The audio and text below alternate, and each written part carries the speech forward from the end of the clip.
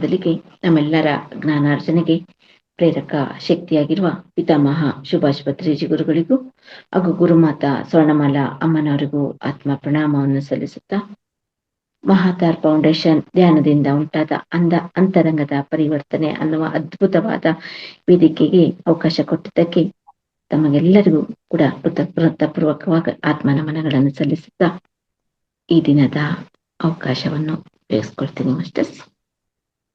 Masters, ನಾನು ಧ್ಯಾನಕ್ಕೆ ಯಾಕೆ ಬಂದೆ ಅಂದ್ರೆ, ಧ್ಯಾನದ ಅನುಭವವೇ ಜ್ಞಾನ ಅಂತ ಪತ್ರಿ ಸರ್ ಹೇಳ್ತಾರೆ.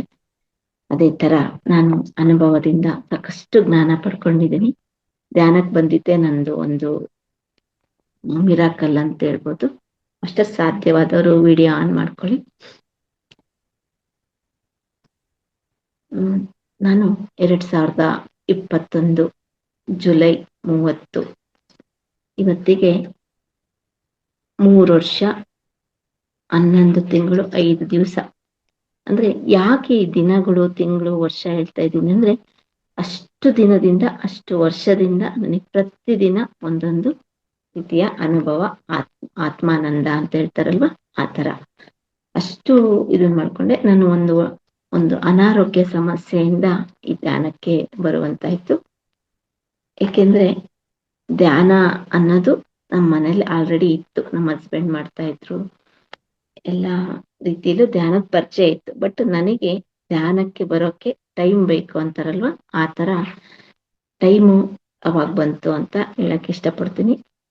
ಯಾಕೆಂದ್ರೆ ನನಗೆ 2010ನೇ ಇಸ್ವಿಯಿಂದ ಆರ್ಥ್ರೈಟಿಸ್, ಸಂಧಿವಾತ ಅಂತ ಹೇಳ್ತಾರಲ್ವಾ, ಅದರಿಂದ ಫಸ್ಟ್ ಒಂದು ಬೆರಳಿಂದ ಸ್ಟಾರ್ಟ್ ಆಗಿತ್ತು, ಇಡೀ ಶರೀರವನ್ನೇ ತಗೊಂಡ್ಬಿಡ್ತದು. ಯಾವ ತರ ಅಂದ್ರೆ, ನನಗೆ ಯಾರೋ 10 ಜನ ಒಡೆದಾಕಿದ್ರೆ, ಅವ್ರನ್ನ ಒಡೆದ್ಬಿಟ್ರೆ ಯಾವ ತರ ಇರುತ್ತೆ ಹೇಳ್ರಿ ಮನುಷ್ಯನಿಗೆ ಪರಿಸ್ಥಿತಿ, ಆ ತರ ಪರಿಸ್ಥಿತಿ ನನ್ನ ಶರೀರದಲ್ಲಿ. ಯಾರೋ ನನ್ನನ್ನು ತುಂಬಾ ಜನ ಒಡೆದ್ಬಿಟ್ಟಿದ್ದಾರೆ. ಆ ಬಾಡಿ ಪೇನ್ಸ್ ಅಷ್ಟಿರುತ್ತಲ್ಲ, ಅಷ್ಟು ಯಾರೋ ಇಷ್ಟು ಶರೀರ ನಂದೊಂದು ಇಷ್ಟು ಕೆಜಿ ಇದೆ ಅಂದ್ರೆ ಅದು ಡಬಲ್ ತ್ರಿಬಲ್ ವೆಯ್ಟ್ ಆದಂಗೆ ನನ್ನ ಶರೀರ. ಆ ತರ ಪರಿಸ್ಥಿತಿ. ಒಂದು ಬೆರಳಲ್ಲಿ ಹಿಂಗ ಅನ್ನ ಕಲ್ಸಕ್ಕೂ ಬರ್ತಾ ಇದ್ದಿಲ್ಲ ನನಗೆ. ಅಷ್ಟು ಈ ಬೆರಳೆಲ್ಲ ಸ್ವೆಲ್ಲಿಂಗ್ ಬಂದ್ಬಿಡೋದು, ಹಿಂಗೆ ಬಟ್ಟೆ ಹಾಕೊಳಕ್ ಬರ್ತಿದ್ದಿಲ್ಲ, ಹಿಂಗ್ ಕೈ ಎತ್ತಕ್ ಬರ್ತಿದ್ದಿಲ್ಲ, ತಲೆ ಬಾಚ್ಕೊಳಕ್ ಬರ್ತಿದ್ದ, ಆ ತರ ಪರಿಸ್ಥಿತಿ ಇತ್ತು. ಎಲ್ಲ ಕಡೆ ಡಾಕ್ಟ್ರು ಎಲ್ಲ ತೋರಿಸ್ತಾನೆ ಇದ್ವಿ, ಎಷ್ಟು ಟ್ರೀಟ್ಮೆಂಟ್ ತಗೊಳ್ತಾನೆ ಇದ್ವಿ. ಇಂಥ ಡಾಕ್ಟರ್ ಹತ್ರ ಹೋಗಿಲ್ಲ ಅನ್ನಂಗಿಲ್ಲ, ಅದೇನು ಯಂತ್ರ ಮಂತ್ರ ತಂತ್ರ ಆ ತರದ್ದು ಎಲ್ಲ ಆಯ್ತು. ಅದನ್ನೆಲ್ಲ ನೆನ್ಸ್ಕೊಂಡ್ರೆ ಇವಾಗ ನಗು ಬರುತ್ತೆ, ಇಷ್ಟೆಲ್ಲ ಮಾಡಿದ್ವಾ ನಾವು ಅನ್ನೋ ತರ. ಆ ತರ ಮಾಡ್ಕೊಂಡು ಇದ್ವಿ. ಅವಾಗ ನನ್ನ ಹಸ್ಬೆಂಡು ಹೇಳೋರು, ಇನ್ನೊಂದು 5 ನಿಮಿಷ ಕಣ್ಣು ಮುಚ್ಕೊಂಡು ಕೂತ್ಕೋ. ಅವ್ರು ಆಲ್ರೆಡಿ ಧ್ಯಾನಿಗಳಿದ್ರು, ಧ್ಯಾನ ಮಾಡ್ತಾ ಇದ್ರು. ಇನ್ನೊಂದು 5 ನಿಮಿಷ ಕೂತ್ಕೋ ಅಂತೇಳಿ ಚಿಕ್ಕ ಮಕ್ಕಳನ್ನ ಕೈ ಹಿಡ್ಕೊಂಡು ಬಂದು ಕೂರಿಸ್ತಾರಲ್ಲ, ಹಂಗೆ ಕೂರಿಸ್ತಾ ಇದ್ರು ನಮ್ಮ ಹಸ್ಬೆಂಡು. ಆದ್ರೆ ನಾನು ಒಂದು ಅಹಂಕಾರ ಅನ್ನೋದಿರುತ್ತಲ್ವಾ, ಅದಕ್ಕೆ ಟೈಮ್ ಅನ್ನೋದು ಬರ್ಬೇಕು. ಇಂಥ ಒಳ್ಳೆ ಇದು ಸಿಗ್ಬೇಕು ಅಂದ್ರೂ ಎಷ್ಟೋ ಜನ್ಮಗಳದು ಕರ್ಮ ಕಳಿಬೇಕು, ಹಂಗಾದ್ರೆ ಮಾತ್ರ ಇಂಥ ವೇದಿಕೆ ಸಿಗೋದು ಅಂತ ನಮ್ಮ ಪತ್ರಿ ಸರ್ ಹೇಳ್ತಾರಲ್ವಾ. ಅದೇ ತರ ನನಗೂ ಕೂಡ ಅವ್ರನ್ನ ಕೈ ನಿಂಗೆ ಕೊಡ್ಕೊಂಡು, ನಿಮಗೆ ಮಾಡಕ್ ಕೆಲ್ಸ ಇಲ್ಲ, ಅದಕ್ಕೆ ಕುತ್ಕೊಂಡು ಕಣ್ ಮುಚ್ಕೊಂತೀರಾ, ನನಗೆ ಬಹಳಷ್ಟು ಕೆಲಸ ಇದೆ ಅಂತ ಎದ್ದು ಹೋಗ್ಬಿಡ್ತಿದ್ದೆ ನಾನು. ಅಂದ್ರೆ ನನಗೆ ಅಂಥ ಇದು ಧ್ಯಾನ ಅಂದ್ರೆ ಕಣ್ಣು ಮುಚ್ಕೊಂಡು ಕುತ್ಕೊಳೋದಂದ್ರೆ ಇಷ್ಟ ಇಲ್ಲ. ಕಣ್ಣು ಮುಚ್ಚೋದು ಅಂದ್ರೇನೆ ಒಂಥರ ಏನೋ ಕಷ್ಟ. ಅದನ್ನ ಕಣ್ಣು ಮುಚ್ಕೊಂಡು ಅಯ್ಯಪ್ಪ ಏನಿದು, ಏನೋ ಬಹಳ ಕಳ್ಕೊಂಬಿಟ್ನೇನೋ, ಏನೋ ಮಿಸ್ ಮಾಡ್ಕೊಂಡೇನೋ ಅನ್ನೋ ತರ ನನ್ನ ಮನೋಭಾವನೆ. ಆದ್ರೆ ನಾನು ಧ್ಯಾನ ಅನ್ನೋದು ನನಗೆ ಇಷ್ಟ ಇಲ್ಲ, ಮಾಡ್ಬೇಕು ಅಂತಾನು ಇಷ್ಟ ಆಗ್ತಿದ್ದಿಲ್ಲ. ಅದರಿಂದ ಏನು ಕಣ್ಣು ಇಷ್ಟೆಲ್ಲ ವೈದ್ಯಕೀಯ ಇದಿದೆ, ಅದ್ರಲ್ಲಿ ಕಣ್ಣು ಮುಚ್ಚಿ ಕೂತ್ರೆ ಇದೆಲ್ಲ ಸಾಧ್ಯನಾ ಅನ್ನೋದು ಒಂದು ಕ್ವಶನ್ ನನಗೆ. ಒಂಥರ ಎಲ್ಲ ಇದ್ರಲ್ಲಿ ನೋಡ್ತಾರಲ್ಲ ಹಂಗೆ ಪ್ರಾಕ್ಟಿಕಲ್ ಆಗಿ ನನಗೆ ಅದನ್ನ ತಗೊಳಕ್ಕೆ ಇಷ್ಟ ಇಲ್ಲ.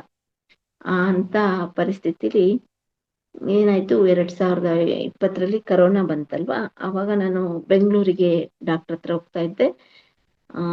ವಾರಕ್ಕೊಂದ್ಸತಿ, 15 ದಿವಸಕ್ಕೊಂದ್ಸತಿ, ತಿಂಗಳಿಗೊಂದ್ಸತಿ, 2 ತಿಂಗಳಿಗೊಂದು, ಅಂದ್ರೆ ನನ್ನ ಪರಿಸ್ಥಿತಿ ಹೆಂಗಿರುತ್ತೋ ಹಂಗೆ ಅವ್ರ ಹತ್ರ ಫಾಲೋ ಅಪ್ ಅಲ್ಲಿ ಇದ್ದೆ. ಆ ಟೈಮಲ್ಲಿ ಕರೋನಾ ಟೈಮಲ್ಲಿ ಹಾಸ್ಪಿಟ್ಲ್ಗಳೆಲ್ಲ ಕ್ಲೋಸ್ ಆಗ್ಬಿಡ್ತು, ಎಲ್ಲ ಕಡೆ ಟ್ರೀಟ್ಮೆಂಟು ಅದೆಲ್ಲ ಹೋಗಿ ಲಾಕ್ಡೌನ್ ಅದು ಇದು ಆಯ್ತಲ್ವಾ.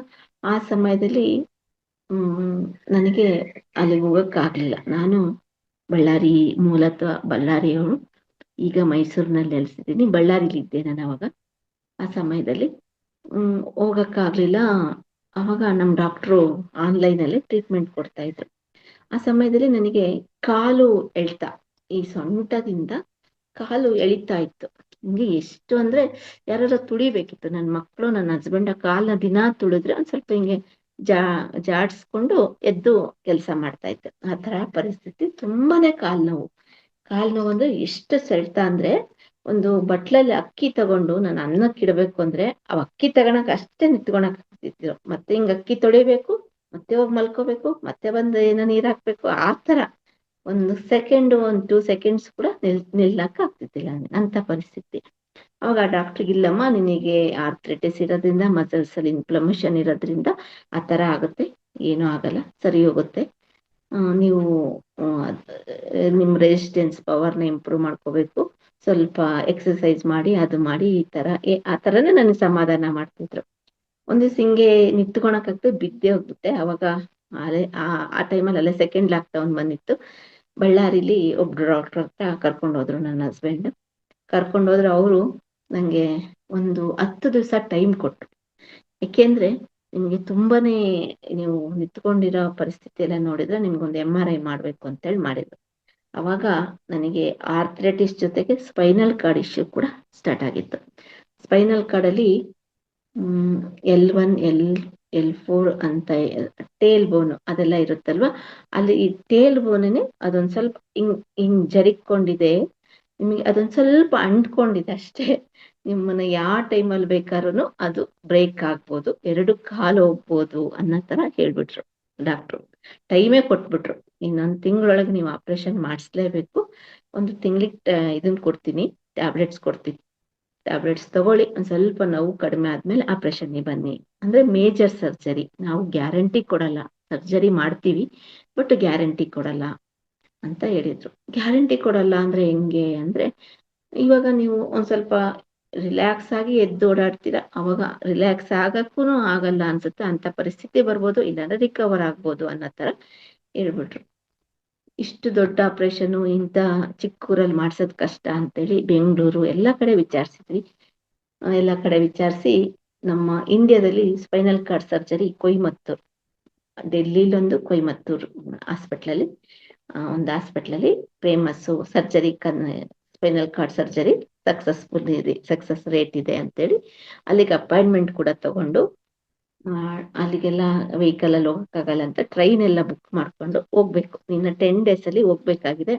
ಅವಾಗ ನನ್ನ ಫ್ಯಾಮಿಲಿ ಮೆಂಬರ್ಸ್ಗೆಲ್ಲ ಹೇಳ್ಬೇಕಲ್ವಾ, ಹೇಳ್ದೆ ಹಿಂಗ ಆಪರೇಷನ್ ಇದೆ, ಹೋಗ್ತಾ ಇದ್ದೀನಿ ಅಂತ. ಅಯ್ಯೋ ಅಷ್ಟು ದೊಡ್ಡ ಸರ್ಜರಿ, ಅದಾದ್ರೆ ಇದಾಗಲ್ಲ ನಿಮ್ಗೆ, ಹೋಗ್ಬೇಡ ಅಂತ ನನ್ನ ಕಸಿನ್ಸು, ನನ್ನ ಅಕ್ಕ, ನನ್ನ ಅಣ್ಣ, ಎಲ್ಲರೂ ನಮ್ಮ ಮನೇಲಿ ನಮ್ಮ ಅತ್ತೆ ಎಲ್ಲರೂ ಹೇಳಿದ್ರು. ಯಾಕೆಂದ್ರೆ ನನ್ನ ಸಫರಿಂಗ್ಸ್ ನೋಡ್ದಾದ್ರೆ ನನ್ನ ಹಸ್ಬೆಂಡ್ ರೆಡಿ ಆಗ್ಬಿಟ್ಟಿದ್ದಾರೆ ಆಪರೇಷನ್ ಮಾಡ್ಸಕ್ಕೆ. ನಾನು ಕೂಡ ಆಲ್ರೆಡಿ ಫುಲ್ ರೆಡಿ ಆಗ್ಬಿಟ್ಟಿದ್ದೀನಿ, ಹೋಗ್ಬೇಕು ಇನ್ನು ಆಪರೇಷನ್ಗೆ. ಅವಾಗ ಇನ್ನೊಂದು 10 ದಿವಸ ಹೋಗ್ಬೇಕಾಗಿದೆ. ಅವಾಗ ನಮ್ಮ ಅಣ್ಣ ಹೇಳಿದ್ರು, ನೋಡಮ್ಮ ಹಿಂಗೆ ಧ್ಯಾನ ಅಂತ ಇದೆ, ನಮ್ಮೊಬ್ರು ಮೇಡಮು ಅವ್ರ ಪರಿಚಯದವರು, ಅವ್ರು ಹಿಂಗೆ ಧ್ಯಾನ ಮಾಡ್ಕೊಂಡು ಸಾಕಷ್ಟು ಅವ್ರ ಸಮಸ್ಯೆಗಳನ್ನೆಲ್ಲ, ಎಷ್ಟೋ ಸರ್ಜರಿ, ಎಷ್ಟೋ ಇದನ್ನ ಮಾಡ್ಕೊಂಡು ಅವರು ಇದಾಗಿದ್ದಾರೆ, ಅವ್ರನ್ನ ನೀವು ಒಂದ್ಸತಿ ಭೇಟಿ ಮಾಡು, ಅವ್ರನ್ನ ಕಾಂಟ್ಯಾಕ್ಟ್ ಮಾಡು ಅಂತ. ಇಷ್ಟೊಂದು ಮೆಡಿಕಲ್ ಫೀಲ್ಡ್ ಇದೆ, ಡಾಕ್ಟ್ರು ಎಲ್ಲ ಇದ್ದಾರೆ, ನೀವು ಧ್ಯಾನ ಅಂತೇಳಿ ಕಣ್ಣು ಮುಚ್ಚಿ ಕೂತ್ರೆ, ಒಂದ್ ನಿಮಿಷ ಮಾಸ್ಟರ್ಸ್,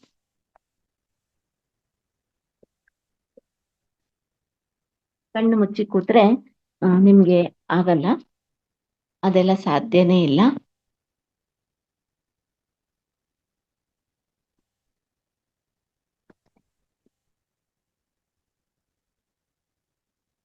ಸಾರಿ ಮಾಸ್ಟರ್, ಕಣ್ಮುಚ್ಚಿ ಕೂತ್ರೆ ಇದೆಲ್ಲ ಸಾಧ್ಯನಾ ಅಂತ ನಾನು ನಮ್ಮ ಅಣ್ಣಂಗೆ ಕೇಳ್ದೆ. ಇಲ್ಲ, ಎಲ್ಲ ಸಕಲವೂ ಸಾಧ್ಯ ಅನ್ನೋ ತರ ಎಲ್ಲಾನು ಇದೆ, ನೀನು ಒಂದ್ಸಲ ಅವ್ರನ್ನ ಕಾಂಟ್ಯಾಕ್ಟ್ ಮಾಡು ಅಂತ ನಮ್ಮ ಅಣ್ಣ ಹೇಳಿದ್ರು. ಆಯ್ತು ಅಂತೇಳಿ ಒಬ್ರು ಮಂಗಳೂರು ಮೂಡ್ಬಿದ್ರೆ ಅಲ್ಲಿ ಭಾರತಿ ಶೆಟ್ಟಿ ಅಂತ ಅವರೊಬ್ರು ಮೇಡಮ್, ಅವ್ರನ್ನ ಕಾಂಟ್ಯಾಕ್ಟ್ ಮಾಡಿದೆ. ಅವರು ಸಾಕಷ್ಟು ಈ ತರ ಸಮಸ್ಯೆಯಿಂದ ಧ್ಯಾನದಿಂದ ಹೊರಗೆ ಬಂದಿದ್ದೀನಿ. ನಾನು ಅವ್ರಿಗೊಂದು ಕ್ವಶನ್ ಕೇಳಿದೆ, ಅಲ್ಲ ಮೇಡಮ್, ಇಷ್ಟೊಂದು ಮೆಡಿಕಲ್ ಇದೆ, ಕಣ್ಣು ಮುಚ್ಕೊಂಡು ಕುತ್ಕೊಂಡ್ರೆ ಇದೆಲ್ಲ ಸಾಧ್ಯ ಇಲ್ಲ? ಆಗುತ್ತಮ್ಮ, ಪತ್ರಿ ಸಾರು ನಿನ್ನನ್ನು ನೀನು ಗಮನಿಸು, ನಿನ್ನನ್ನು ನೀನು ಅರ್ಥಕೋ, ನಿನ್ನಲ್ಲಿ ನೀನು ಏನ್ ಇದು ಮಾಡ್ತಿದ್ಯಾ ಅಂತ ನಿನ್ನನ್ನು ನೋಡ್ಕೊ ನೀನು ಅಂತ ಹೇಳ್ತಾರೆ. ಅದಕ್ಕೆ ಆಗುತ್ತೆ, ನೀನು ಒಂದ್ ಸ್ವಲ್ಪ ನಿನ್ನ ಇನ್ನು ಆಪರೇಷನ್ಗೆ ಹೋಗಕ್ ಟೈಮ್ ಇದೆಯಲ್ವಾ, ಟ್ರೈ ಮಾಡು ಅಂತ ಹೇಳಿದ್ರು. ಇಲ್ಲ ಮೇಡಮ್, ನನ್ನ ಕೈಯಲ್ಲಿ ಕೂರಕ್ಕೆ ಆಗಲ್ಲ, ಚೇರ್ ಮೇಲೂ ಕೂರಕ್ಕಾಗಲ್ಲ, ನಿಂತ್ಕೊಳಕ್ಕಾಗಲ್ಲ, ನನಗೆ ಏನು ಮಾಡಕ್ಕಾಗಲ್ಲ, ನಾನು ಹೆಂಗೆ ಕೂರ್ಲಿ, ನನ್ಗಾಗೋದಿಲ್ಲ ಅಂತ ಹೇಳಿದೆ. ಇಲ್ಲ, ಆಗುತ್ತೆ, ಎಲ್ಲಾನು ಆಗುತ್ತೆ, ನೀನ್ ಟ್ರೈ ಮಾಡು ಅಂತ. ಆಯ್ತು, ನೋಡೋಣ. ಇದು ಎಲ್ಲಾನು ಎಷ್ಟೋ ಏನೇನೋ ಬೇರೆ ಬೇರೆ ವಿಧದಲ್ಲಿ ಎಲ್ಲಾ ಟ್ರೈ ಮಾಡಿದ್ನಲ್ಲ, ಇದು ಒಂದ್ ಲಾಸ್ಟ್ ಪ್ರಯತ್ನ ಮಾಡೇ ಬಿಡೋಣ ಅಂತೇಳಿ ರೆಡಿ ಆದೆ ಆಪರೇಷನ್ಗೆ. ಮತ್ತೆ ನೀನ್ ಯಾವ ಊರಲ್ಲಿ ಇರೋದು ಅಂತ ಹೇಳಿದ್ರು. ಬಳ್ಳಾರಿ ಅಂತ ಹೇಳಿ. ಬಳ್ಳಾರಿ ಅಂದ ತಕ್ಷಣ, ಅಯ್ಯೋ ನೀನು ಅಂತ ಒಳ್ಳೆ ಇದಿದೀಯ ಅಲ್ಲಿ ಎಷ್ಟೋ ಪಿರಾಮಿಡ್, 200 ಪಿರಾಮಿಡ್ ಇದೆ ಅಲ್ಲಿ ಬಳ್ಳಾರಿಲಿ. ನಮ್ಮ ಕರ್ನಾಟಕದಲ್ಲಿ ನಮ್ಮ ಪತ್ರಿ ಸರ್ ಒಂದು ಗೇಟ್ ವೇ ಅಂತ ಹೇಳ್ತಾ ಇದ್ರು ಬಳ್ಳಾರಿನ, ಅಂತ ಇದ್ರಲ್ಲಿದ್ಯಾ. ಅಲ್ಲಿ ಒಬ್ಬರು ನಂಬರ್ ಕೊಡ್ತೀನಿ, ಅವ್ರನ್ನ ಕಾಂಟ್ಯಾಕ್ಟ್ ಮಾಡು ಅಂತ ಹೇಳಿ, ಅಲ್ಲಿ ಅಂಪಣ್ಣ ಅಂತ ಹೇಳಿ ಅವ್ರ ಸರ್ದು ನಂಬರ್ ಕೊಟ್ರು. ಅವ್ರ ಕಡೆ ಭೇಟಿಯಾದೆ. ಅವತ್ತು ಸಿಕ್ಕಾಪಟ್ಟೆ ಮಳೆ ಬರ್ತಾ ಇತ್ತು. ಹೋಗಿ ಭೇಟಿಯಾದೆ. ಅವ್ರು, ಏನಮ್ಮ ಧ್ಯಾನ ಮಾಡಕ್ ಬಂದಿದ್ಯಾ, ಧ್ಯಾನ ಮಾಡ್ತೀಯಾ?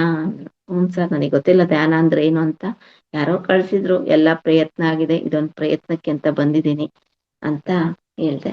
ಅವರು PMC ಕನ್ನಡ ಅದಲ್ಲಿ ಕ್ಲಾಸ್ ಮಾಡ್ತಾ ಇದ್ರು, ಒಂದು ಲೈವ್ ಕ್ಲಾಸಸ್ ಕೊಡ್ತಾ ಇದ್ರು. ಅಲ್ಲಿ ಲೈವ್ ಕ್ಲಾಸಸ್ ಅಲ್ಲಿ ಒಂದು ಕುತ್ಕೊಳಮ್ಮ, ಇಲ್ಲ ಸರ್ ನನಗೆ ಕೂರಕ್ಕಾಗಲ್ಲ, ಚೇರ್ ಮೇಲೆ ಕೂರಕ್ಕೆ ಆಗಲ್ಲ ನನಗೆ. ಆಗ್ತದ್ ಕುತ್ಕೊಳಮ್ಮ, ನಮ್ಮ ಆಫೀಸಿಗೆ ಬಂದಿದ್ಯಾ, 50% ನಮ್ PMC ಎಂಟ್ರಿ ಆಗಿದೆ ಅಂದ್ರೆ 50% ನಿನ್ ನೋವು ಹೋಯ್ತು, ಇನ್ನು 50% ನೀನು ಇದು ಮಾಡ್ಕೋಬೇಕು ಅಷ್ಟೇ, ಕುತ್ಕೊಳಮ್ಮ ಅಂತೇಳಿ ಕೂರ್ಸಿದ್ರು. ನಮ್ಮ ಹಸ್ಬೆಂಡ್ ನಾನು ಇಬ್ರು ಕುತ್ಕೊಂಡ್ವಿ. ನಮ್ಮ ಹಸ್ಬೆಂಡ್ ಆಲ್ರೆಡಿ ಧ್ಯಾನಿಗಳಾಗಿರೋದ್ರಿಂದ ಆರಾಮ್ಸೆ ಕುತ್ಕೊಂಡ್ಬಿಟ್ಟು, ನಾನು ಒದ್ದಾಡ್ಕೊಂಡು ನನ್ನ ಕಾಲ್ನ ನಾನೇ ಪ್ರೆಸ್ ಮಾಡ್ಕೊಂಡು, ನನ್ನ ಕೈನ ನಾನೇ ಇದು ಮಾಡ್ಕೊಂಡು, ಕಷ್ಟ ಪಟ್ಕೊಂಡು ಒದ್ದಾಡ್ಕೊಂಡು ಕುತ್ಕೊಂಡಿದ್ದೀನಿ. ಅಲ್ಲಿ ಲೈವ್ ಅಲ್ಲಿ ಒಂದು ಪ್ರೋಗ್ರಾಮ್ ನಡೀತಾ ಇದೆ, ಸರ್ ಲೈವ್ ಕೊಡ್ತಾ ಇದ್ದಾರೆ. ಅಲ್ಲಿ ಒಂದು ಮಗು, ಒಂದ್ 10 ವರ್ಷದ ಮಗು ಅದ್ರದ್ದು ಅನುಭವ ಹಂಚ್ಕೊಳ್ತಾ ಇತ್ತು ಮಾಸ್ಟರ್ಸ್. ಯಾವ ತರ ಅಂದ್ರೆ, ನಮ್ಮನೇಲಿ ಒಂದು ತೆಂಗಿನ ಮರ ಇದೆ. ಆ ತೆಂಗಿನ ಮರ ಸಿಡ್ಲು ಬಡ್ದು ಎಲ್ಲ ಒಣಗೋಗ್ಬಿಟ್ಟಿದೆ. ಅದು ನಾನು ಅದಕ್ಕೆ ಲೋ ಎನರ್ಜಿ ಕಳಿಸ್ತೀನಿ, ಅದ್ರ ಮುಂದೆ ಕುತ್ಕೊಂಡು ಧ್ಯಾನ ಮಾಡ್ತೀನಿ, ಮತ್ತೆ ಚಿಗುರೊಡ್ದಿದೆ ಅಂತ ವಿತ್ ಫೋಟೋ ಸಮೇತ ಅದನ್ನ ತೋರಿಸ್ಬಿಟ್ಟು. ಅವಾಗ ನನಗೆ ಏನ್ ಆಶ್ಚರ್ಯ ಆಯ್ತಂದ್ರೆ, ಈ ಬೇರೆಯವ್ರು ಯಾರಾರ ಹೇಳಿದ್ರೆ ನಂಬ್ತಿದ್ನೋ ಇಲ್ಲ ಗೊತ್ತಿಲ್ಲ ಮಾಸ್ಟರ್ಸ್, ಒಂದು ತಾಯಿ, ನಾನು ತಾಯಿ ಆಗಿರೋದ್ರಿಂದ ಆ ಮಗು ಮಾತನ್ನ ನಾನು ನಂಬ್ದೆ. ಆ ಮಗುನೇ ನನಗೆ ಒಂದು ಟ್ರಾನ್ಸ್ಫಾರ್ಮೇಶನ್ ಅಂತ ಹೇಳ್ತಾರಲ್ಲ, ಆತರ ಆ ಮಗುನ ನಾನು, ಆ ಮಗು ಮಾತ್ ನಮ್ದು, ಇಷ್ಟೆಲ್ಲ ಇದ್ಯಾ ಧ್ಯಾನ, ಕಣ್ ಮುಚ್ಕೊಂಡ್ ಕೂತ್ರೆ ಈ ತರ ಇದ್ಯಾ? ಆ ಮಗು ನೋಡಪ್ಪ, ಲವ್ ಎನರ್ಜಿ ಅಂತೆ, ಏನೋ ಧ್ಯಾನ ಅಂತೆ, ಕಣ್ ಮುಚ್ಕೊಂಡ್ ಕೂತೆ ಅನ್ನತ್ತೆ, ಏನಿದು ವಂಡರ್ ಅನ್ಸ್ತಾ ಇದೆಯಲ್ಲ ಅಂತ ಅನ್ಸ್ಬಿಟ್ಟು, ನಾನು 1 ನಿಮಿಷ, 2 ನಿಮಿಷ, 5 ನಿಮಿಷ ಕೂರಕ್ಕಾಗ್ದಾಗ 1.5 ಗಂಟೆ ಕೂತ್ಬಿಟ್ಟೆ ಮಾಸ್ಟರ್ಸ್. ಅವತ್ತೇ ನನಗಲ್ಲಿ ಏನಾಯ್ತೋ ಗೊತ್ತಿಲ್ಲ. ಪತ್ರಿ ಸರ್ ನನಗೆ ಒಂದು ಒಳ್ಳೆ ಇದು ಕೊಟ್ಬಿಟ್ರು. ಅವತ್ತಿಂದ ಇವತ್ತಿನವರೆಗೂ ಹಿಂಗೆ ಕೂತಿದ್ದೀನಿ ಮಾಸ್ಟರ್ಸ್. ಎಷ್ಟಾಗುತ್ತೋ ಅಷ್ಟು ಸಾಧನೆ, ಎಷ್ಟಾಗುತ್ತೋ ಅಷ್ಟು ಜ್ಞಾನ ಪಡಿತಾ ಇದ್ದೀನಿ ಪ್ರತಿದಿನ, ಪ್ರತಿ ಕ್ಷಣ.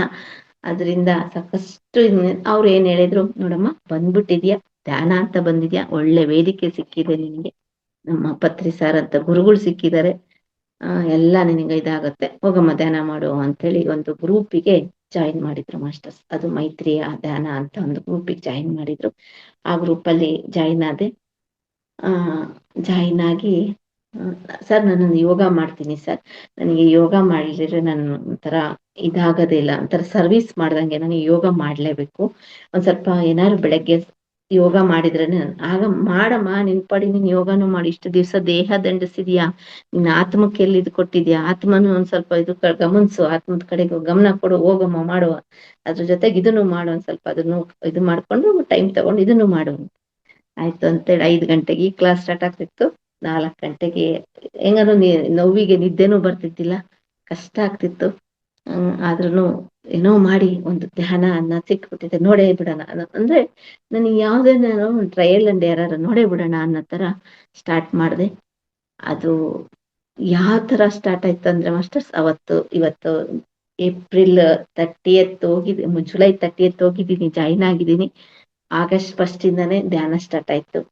ಧ್ಯಾನ ಸ್ಟಾರ್ಟ್ ಆಗಿ ಅವತ್ತು ಬೆಳಗ್ಗೆಯಿಂದಾನೆ 41 ದಿವಸ ಒಂದು ಮಂಡಲ ತರ ಮಾಡಮ್ಮ ನೀನು, ಅದೆಲ್ಲ ಆಗುತ್ತೆ. ಒಂದ್ ದಿವಸ ಮಾಡ್ದೆ ನನಗಾಗ್ಲಿಲ್ಲ, 2 ದಿವಸ ಮಾಡ್ದೆ ನನಗಾಗ್ಲಿಲ್ಲ ಅನ್ನೋ ತರ ಬಂದು ಕೂಡ್ಬೇಡ, ಅದೆಲ್ಲ ಸರಿ ಹೋಗುತ್ತೆ ಅನ್ನೋ ತರ ನನಗೆ ಹೇಳಿದ್ರು. ನಾನು ಆಯ್ತು ಅಂತೇಳಿ ಕುತ್ಕೊಳಕ್ ಆಗ್ತಾ ಇಲ್ಲ ಸರ್, ನನಗೆ ಕೂರಕ್ ಆಗ್ತಿಲ್ಲ ಅಂದ್ರೆ ಹೆಂಗ್ ಅನುಕೂಲ ಆಗುತ್ತೋ ಆ ತರ ಕೂರಮ್ಮ ಅಂತ ಹೇಳಿದ್ರು. ಆಯ್ತು ಅಂತೇಳಿ ಕುತ್ಕೊಂಡೆ. ಕುತ್ಕೊಂಡ್ ಏನ್ ಮಾಡ್ತಿದ್ದೆ ಅಂದ್ರೆ ಮಾಸ್ಟರ್ಸ್, ನಾನೊಂದು ಚೇರ್ನ ಬೆಡ್ ಪಕ್ಕ ಚೇರ್ ಹಾಕೊಳ್ತಾ ಇದ್ದೆ. ಆ ಚೇರ್ ಹಾಕೊಂಡು ಕೂರ್ತಿದ್ದೆ. ಕೂರೋದು, ಮತ್ತೆ ಎಷ್ಟೊತ್ತು ಕೂರಕ್ಕಾಗುತ್ತೋ ಅಷ್ಟೊತ್ತು ಕಣ್ ಮುಚ್ಕೊಂಡು ಹಿಂಗ್ ಕೈ ಕಟ್ಕೊಂಡು ಕೂರೋದು.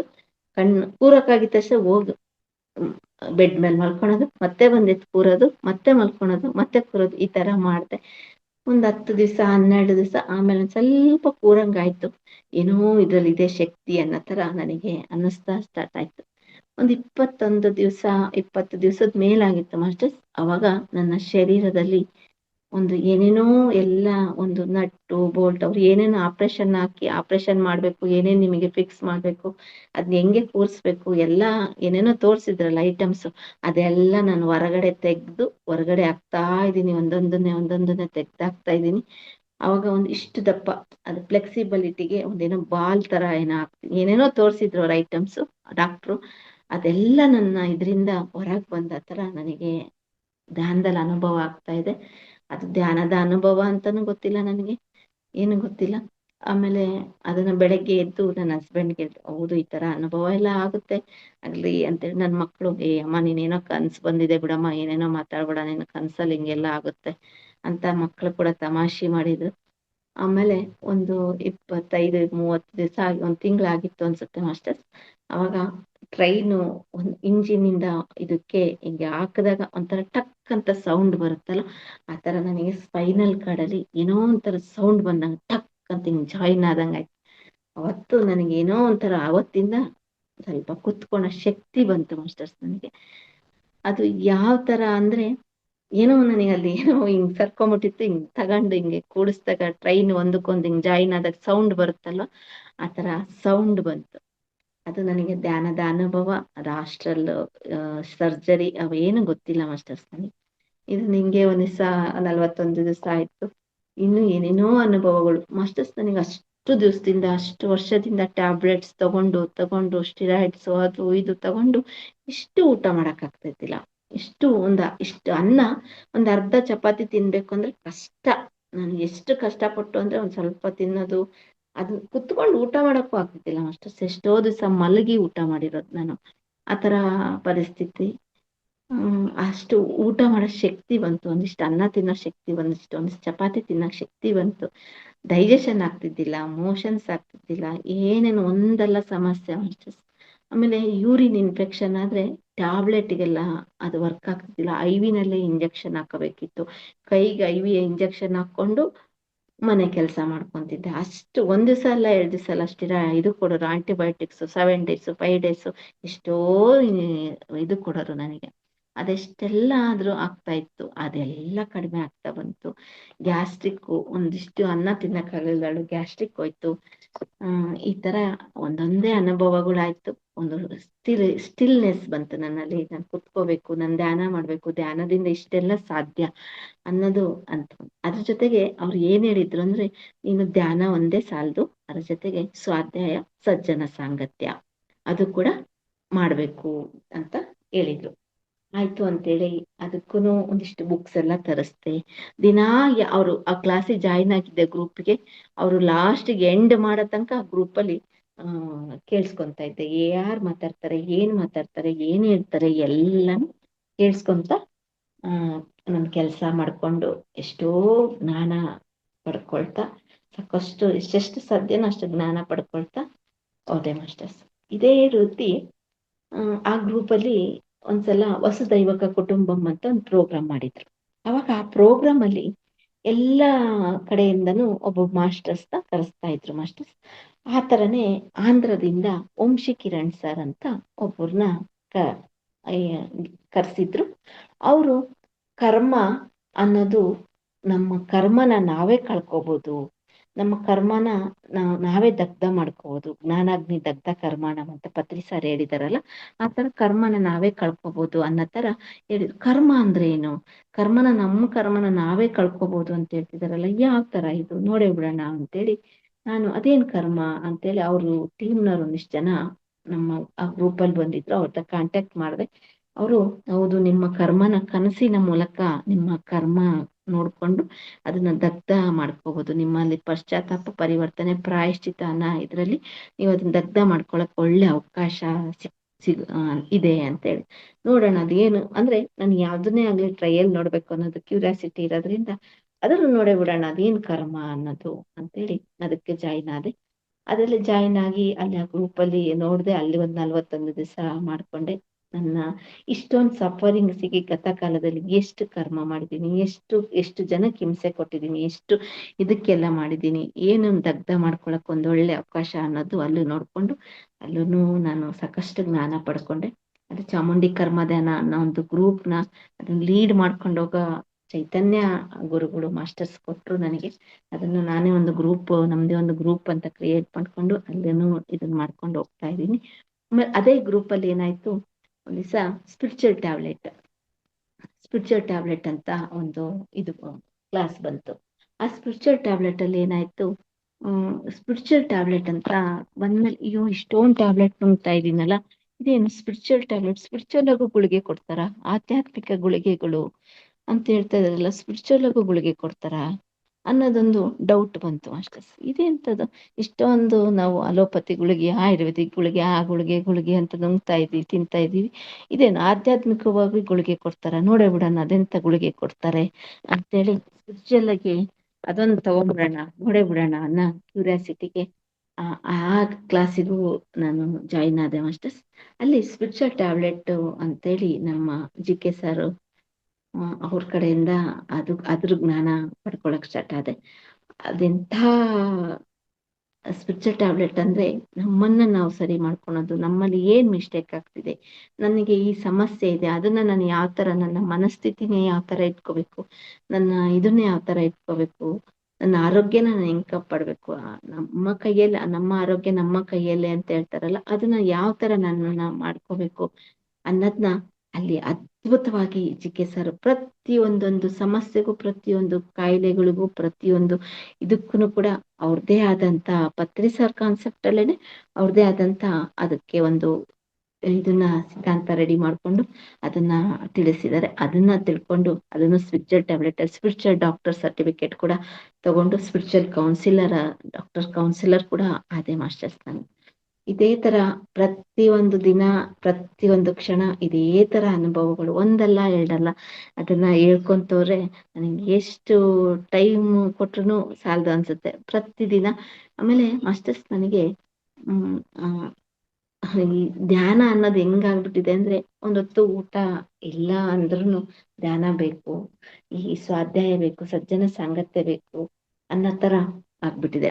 ಆಮೇಲೆ ಇದೇ ತರ ಸೇವಾ, ಅದ್ರ ಜೊತೆಗೆ ಧ್ಯಾನ, ಸ್ವಾಧ್ಯಾಯ, ಸತ್ಸಂಗ, ಅದ್ರ ಜೊತೆಗೆ ಸೇವಾ ಅನ್ನೋದು ಬೇಕು ಅಂದಾಗ, ಸೇವಾ ಅನ್ನೋದಕ್ಕೂ ಯಾವ್ದೋ ರೂಪದಲ್ಲಿ ಸೇವಾ ಮಾಡ್ಬೇಕು ಅನ್ನೋದಕ್ಕೆ ಪಿರಮಿಡ್ ಸರ್ವಿಸಸ್ ಅಲ್ಲಿ ಒಂದು ಆಂಕರಿಂಗ್ ಮಾಡೋ ಕ್ಲಾಸ್ನ ಇದನ್ನ ಮಾಡೋ ಅವಕಾಶ ಸಿಕ್ತು. ಆಮೇಲೆ PMCಲಿ ಆಂಕರಿಂಗ್ ಮಾಡೋ ಅವಕಾಶ ಸಿಕ್ತು. ಈ ತರ ಪ್ರತಿಯೊಂದು ದಿನಾನು ಒಂದೊಂದು ಅವಕಾಶಗಳು, ಎಷ್ಟೋ ಕ್ಲಾಸಸ್ನ ಒಂದು ಲೀಡ್ ಮಾಡೋ, ಒಂದು ಹೋಸ್ಟ್ ಮಾಡೋ ಅವಕಾಶ ಸಿಕ್ಕಿದೆ. ಎಷ್ಟೋ ಜನಕ್ಕೆ ನನ್ನ ಕೈಲಾದಷ್ಟು ಜ್ಞಾನ ಹಂಚ್ತಾ ಇದ್ದೀನಿ, ಧ್ಯಾನ ಮಾಡ್ತಾ ಇದ್ದೀನಿ, ಸತ್ಸಂಗ ಸ್ವಾಧ್ಯಾಯದಲ್ಲಿ ಸಾಕಷ್ಟು ಪಾಲ್ಗೊಳ್ತಾ ಇದ್ದೀನಿ. ಪತ್ರಿ ಸರ್ ಎಂಥ ಒಳ್ಳೆ ವೇದಿಕೆ ಕೊಟ್ಟಿದ್ದಾರೆ. ಯಾವ ಯೂನಿವರ್ಸಿಟಿಲೂ ಇಂಥ ಜ್ಞಾನ ಸಿಗಕ್ಕೆ ಸಾಧ್ಯ ಇಲ್ಲ ಮಾಸ್ಟರ್ಸ್.